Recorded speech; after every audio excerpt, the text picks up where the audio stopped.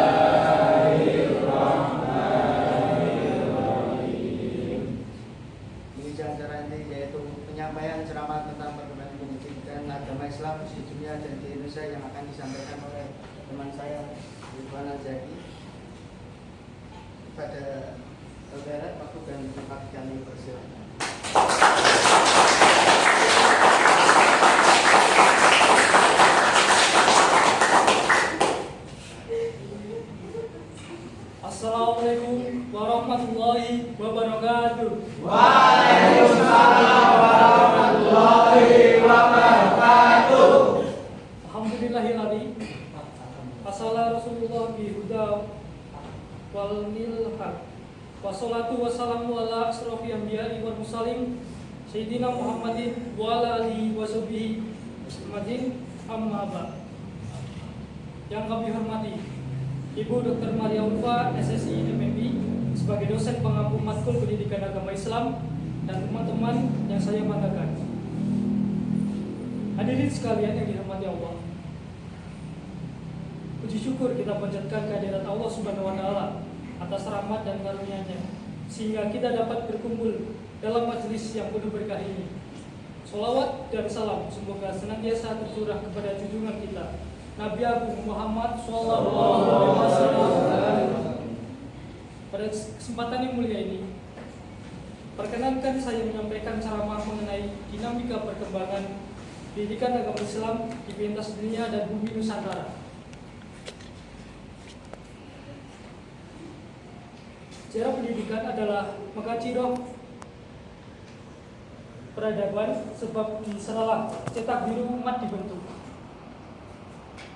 Yang pertama ada masa kemasan dan stagnasi perkembangan pendidikan agama Islam di dunia.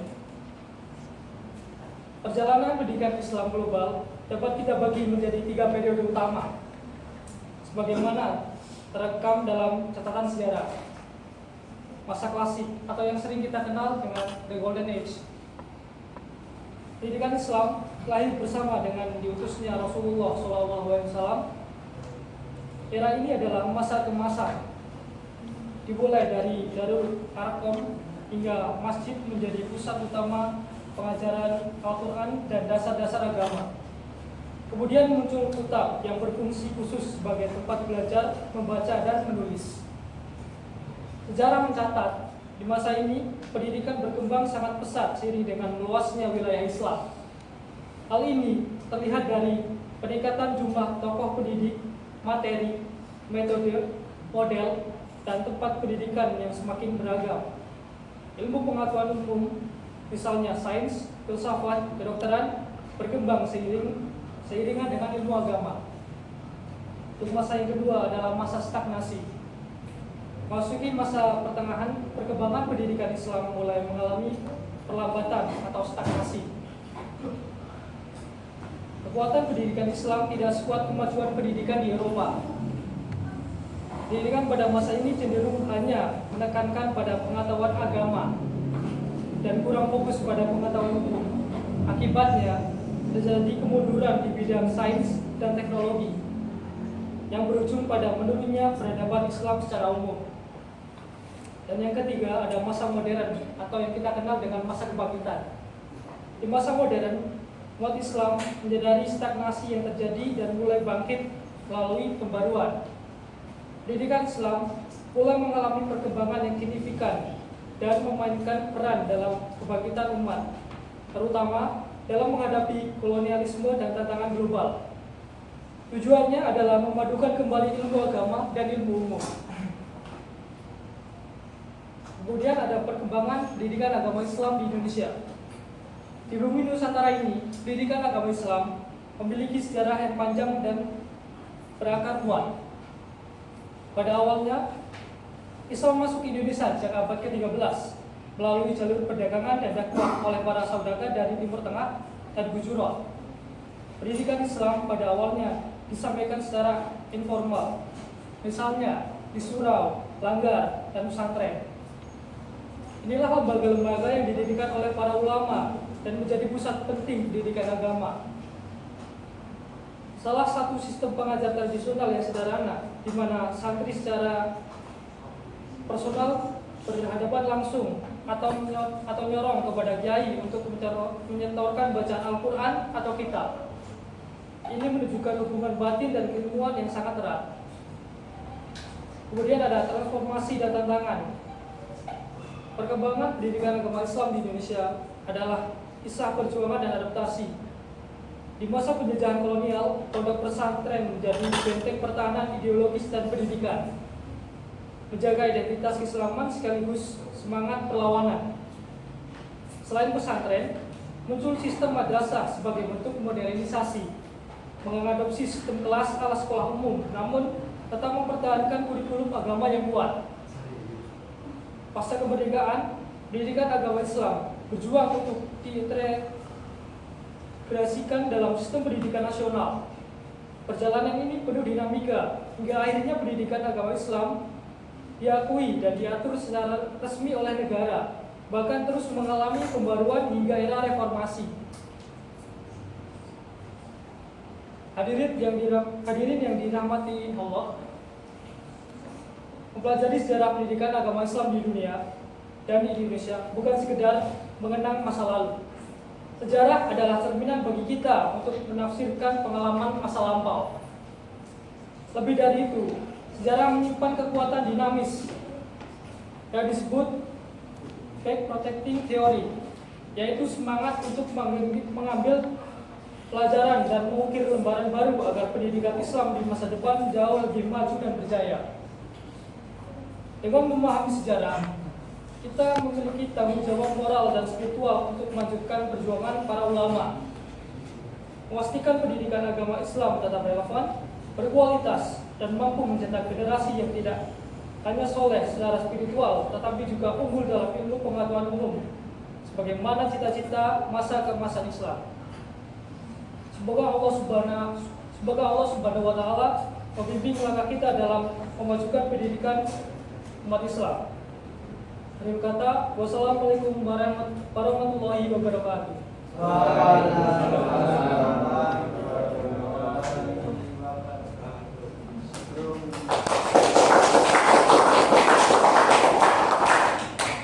Sebelum kami tutup acara ceramah pada materi ini, adakah yang ingin ditanyakan? 5 pertanyaan saja.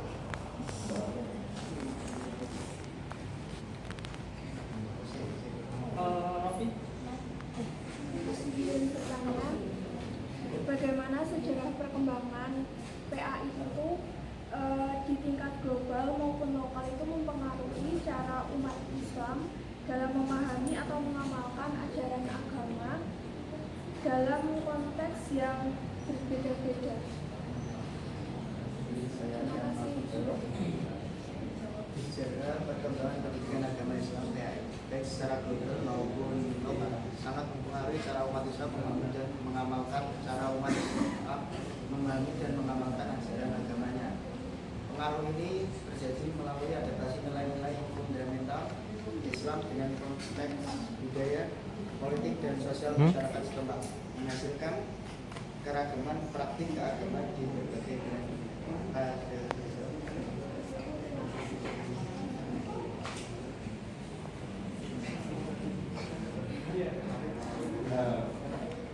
Menurut kelompok kalian, bagaimana cara agar pendidikan agama Islam itu bisa bersaing di tengah modernisasi saat ini? Kan pada zaman sekarang kan dunia pendidikan kan dari barat kan, mungkin cara agar bisa bersaing dengan dunia barat.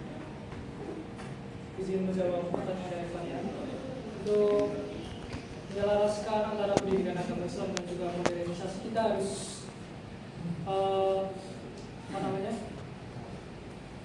beradaptasi dengan kemajuan teknologi, dan juga kita harus memadukan antara ilmu keagamaan dengan ilmu lainnya. Misalnya saat era Golden Age kan banyak itu muncul filsafat, terus pemikir-pemikir tentang penemu-penemu alat astronomi, terus cara penemu mungkin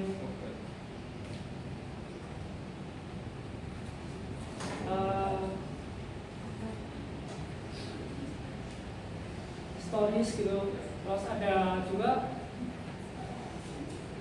ilmu kedokteran, dan mungkin untuk masa modern ini kita juga bisa memanfaatkan teknologi yang ada. Jadi Islam bisa semakin maju berkat bantuan dan iringan dari teknologi modern.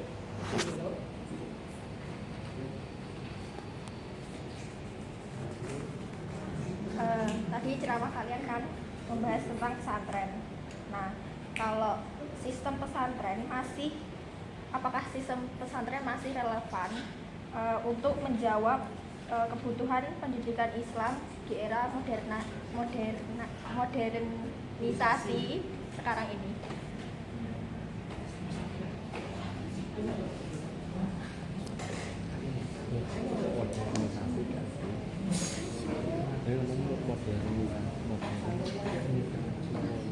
Izin menjawab satu nih.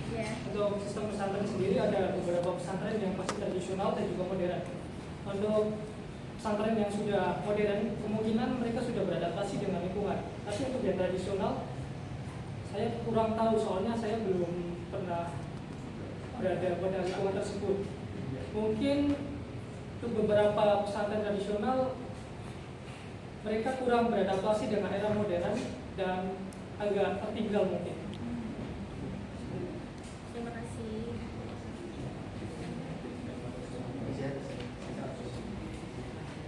Di kampus kan biasa terjadi perbedaan pendapat ya antar mahasiswa mengenai praktik keagamaan.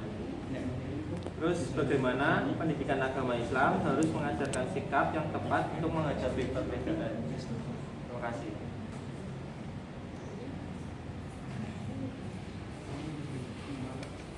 Izin menjawab, Pak Ustaz. Dalam agama Islam kita sudah diajarkan untuk menghargai segala perbedaan yang ada, baik itu dari ras, agama, warna kulit, terus budaya, suku. Nah, dari sini kita harusnya tahu bagaimana kita bertoleransi atau menghargai pendapat orang lain. Kita tidak boleh asal mengklaim bahwa pendapat orang lain itu buruk atau salah atau tidak benar. Jadi di sini kita perlu ingat lagi bahwa agama Islam mengajarkan toleransi. Maka terjawab.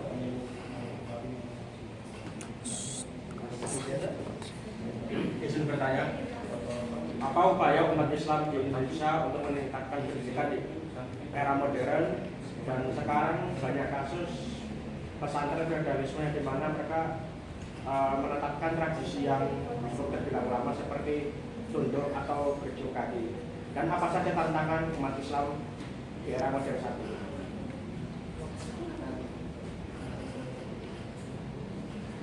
Izin menjawab pertanyaan Mas Yuza. Ya. Itu pesantren yang melakukan derealisme. Ya. Nah, itu kemungkinan adalah beberapa oknum yang membuat nama agama untuk kepentingannya dia, atau lebih tepatnya mereka ingin bersenang-senang atas nama agama. Jadi mungkin beberapa pesantren kan kita bisa lihat kalau beberapa oknum ini meminta untuk santri-santrinya mungkin sujud di depan atau misal pembagian buah yang ditendang. Nah, itu menurut saya kurang relevan dengan ajaran-ajaran Islam. Jadi mungkin mereka lebih dekat dengan menjual agama menurut saya. Terus untuk masalah Islam di era modern, sekali lagi dari jawaban yang telah saya berikan kepada Mas Farian, agama Islam harus selaras dengan pendidikan formal. Jadi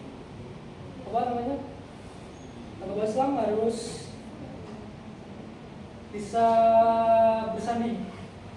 Misal, agama Islam bersanding dengan ilmu kedokteran, terus filsafat, matematika, dan ilmu astronomi dan lain-lainnya.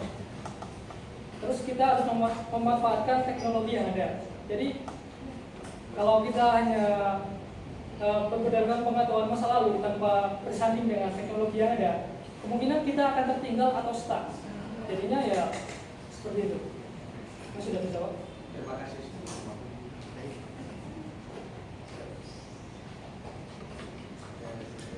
Alhamdulillah. Demikian rangkaian acara kita pada hari ini. Semoga apa yang telah disampaikan dapat menambah wawasan, memperkuat keimanan, serta menjadi amal jariah bagi kita semua. Kami juga mengucapkan terima kasih kepada Ibu Dr. Maria Alfa SSC MSI yang kami sampaikan, teman-teman sekalian, tidak ada kekurangan dan salah kata, kami mohon maaf sebesar-besarnya. Mari kita tutup acara pada pagi hari ini dengan membaca Alhamdulillah.